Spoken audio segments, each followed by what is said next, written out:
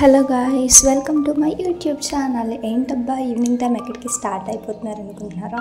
నేను మా ఫ్రెండ్ అయితే రూమ్లో ఉండి బోర్ కొట్టి ఇంకా కాజగూడ హిల్స్కి వెళ్దామని అయితే ప్లాన్ వేసాం అనమాట. అందుకని చెప్పి నేను మా ఫ్రెండ్ స్కూటీ తీసుకొని స్టార్ట్ అయిపోయాము కాజగూడ హిల్స్కి. ఇక్కడికి వచ్చి మేము స్టార్ట్ అయింది ఈవినింగ్, సో ఈవినింగ్ 3:30 ఆ టైంకి స్టార్ట్ అయ్యాము. సో ఇక్కడ మొత్తం మంచు పట్టేసి చాలా బాగుంది, అసలు వ్యూ మాత్రం చాలా అంటే చాలా బాగుంది. ఇక్కడికి ఫ్రెండ్స్తో అయితే వెళ్ళొచ్చు. నాకు తెలిసి ఇది ఎవరికి మంచి స్పాట్ మీ అందరికీ తెలుసు అనుకుంటే కదా. మేమైతే ఫస్ట్ టైం అనమాట కాజగూడ హిల్స్ చూడటము. అందరూ అంటున్నారు చాలా బాగుంటుంది, సిటీ వ్యూ బాగుంటుంది అన్నారు అని చెప్పి మేమైతే ఇక్కడికి వచ్చామన్నమాట. నాకైతే వ్యూ అయితే చాలా బాగా నచ్చింది అసలు.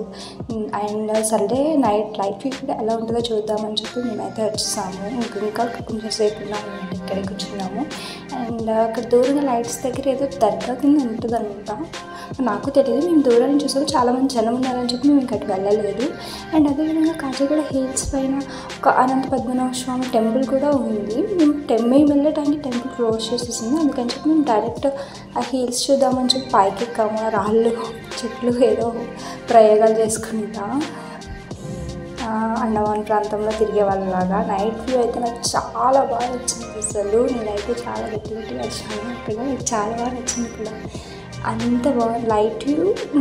ఇక్కడ మనం కొంచెం ఈవినింగ్ టైం ఫ్రెండ్స్తో వెళ్ళాలంటే ఈవినింగ్ టైం వెళ్ళి మళ్ళీ వెంటనే 6:30 ఆ టైంకి రిటర్న్ తిరిగితే బాగుంటుంది. ఎందుకంటే కొంచెం రిస్క్ వేసేయాలి నాకు తెలిసి. మేమైతే మళ్ళీ రిటర్న్ అయిపోయి మీకు ప్లేట్ చూస్తే అర్థమై ఉంటుంది మేము ఎక్కడికి వెళ్ళాము. అవును, పొరుగింటి చేపల పులుసుకి వెళ్ళామన్నమాట. నాకైతే నేను ఎక్కువ కర్రీస్ ఏం తీసుకోలేదు, నేను జస్ట్ 2 కర్రీస్ తీసుకున్నాను. మా ఫ్రెండ్ ఇంకా 3 కర్రీస్ తీసుకుంది. మీకు నా బ్లాగ్ నచ్చితే అయితే సబ్స్క్రైబ్ చేయండి.